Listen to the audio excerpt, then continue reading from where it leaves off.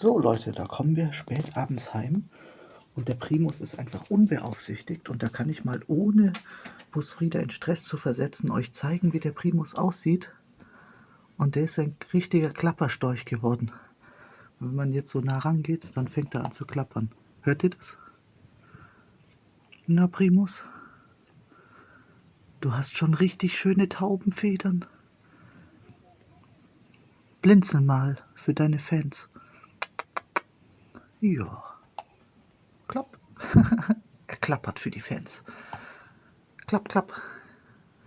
Also, gute Nacht, Primus. Bus, bus.